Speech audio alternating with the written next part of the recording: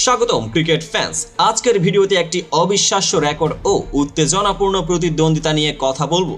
ইংল্যান্ডের স্পিনার আদিল রশিদ কিভাবে বিরাট কোহলিকে 11 বার আউট করে বিশ্ব ক্রিকেটে নতুন এক রেকর্ড গড়ে তুললেন।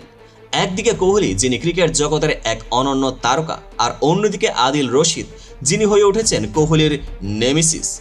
আজ আমরা বিশ্লেষণ করব কিভাবে এই রেকর্ডটা টিম স্পিরিট, কৌশলগত ফাইন্যান্স ও ব্যাটসম্যানদের দুর্বলতা প্রকাশ করে। আজকের এই ভিডিওতে থাকছে 11 বার আউট কি করে আদিল রশিদ বদলে দিলেন কোহলির ভাগ্য। তাই চলুন সরাসরি বিশ্লেষণে প্রবেশ করি।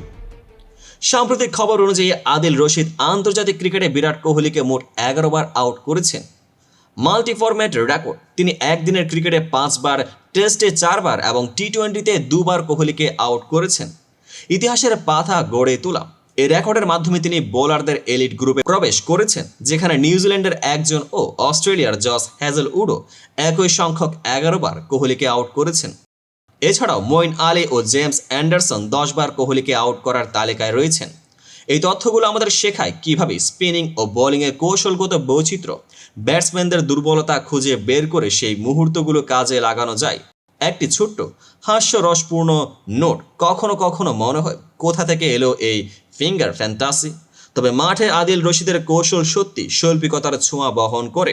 এবার একটু টেকটিক্যাল দৃষ্টিতে দেখি আদিল রশিদ কিভাবে কোহলির বিরুদ্ধে এত সফল হতে পেরেছেন। স্পিনারদের কৌশলগত ধরন। রশিদ তার বোলিংয়ে ফ্লিপ ও ভেরিয়েশন দিয়ে ব্যাটসম্যানদের ভুল ফাটিয়ে দেন। কোহলির পছন্দসই শটগুলোকে নাজুক করে তুলতে তার স্পিন এবং লাইন লেথান অত্যন্ত কার্যকর।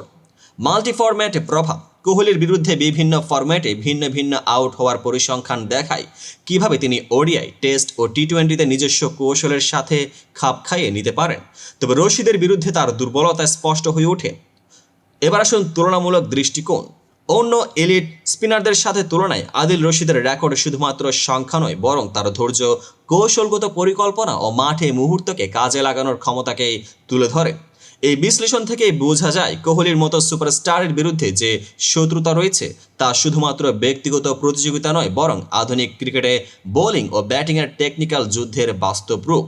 তুলনামূলকভাবে যখন আমরা দেখি জশ হ্যাজেলউড ও নিউজিল্যান্ডের একজন স্পিনার, এদের সাথেও রশিদের রেকর্ডের তুলনা করলে বোঝা যায় কোহলির বিরুদ্ধে 11 আউট শুধু সংখ্যা নয়, বরং এর পেছনে আছে উন্নত কৌশল, মাঠের অভিজ্ঞতা ও মানসিক চাপের মোকাবেলা করার ক্ষমতা।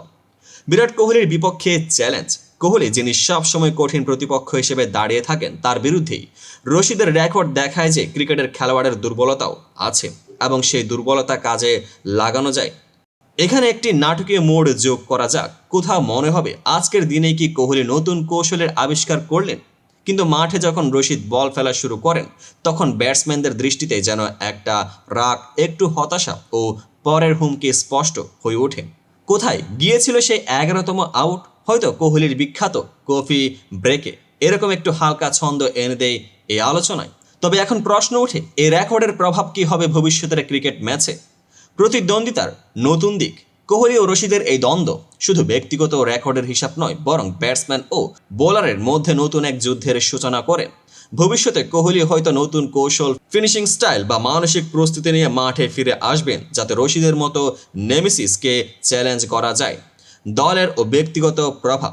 রশিদের এ রেকর্ড তাকে এলিট বোলারদের তালিকায় আরও দৃঢ়ভাবে প্রতিষ্ঠিত করেছে। একই সঙ্গে কোহলির বিরুদ্ধে এ পরিসংখ্যান তাকে নতুন উদ্দীপনা ও সংশোধনী চিন্তা করতে বাধ্য করবে।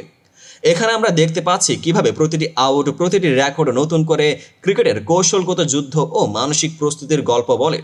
সর্বশেষে ক্রিকেটে প্রতিটি রেকর্ড, প্রতিটি আউট কেবল সংখ্যা নয়, এগুলো ফুটে ওঠে খেলার গভীরতা, কৌশল ও মানসিকতার এক যুদ্ধ হিসেবেই। আদিল রশিদের 11 বার কোহলিকে আউট করার রেকর্ড আমাদের শেখায় কিভাবে প্রতিপক্ষের দুর্বলতা খুঁজে বের করে তা কাজে লাগানো যায়। তাই আপনি কি মনে করেন কোহলি ভবিষ্যতে এই রেকর্ডের বিপরীতে নতুন কৌশল নিয়ে ফিরবেন? নিচে কমেন্টে জানান আপনার মতামত। ভিডিওটি যদি আপনার ভালো লেগে থাকে তাহলে লাইক, শেয়ার ও সাবস্ক্রাইব করতে ভুলবেন না, কারণ ক্রিকেটের প্রতিটি শটের পেছনে রয়েছে এক অজানা গল্প, যা আমরা আপনাদের সামনে তুলে আনতে থাকবো।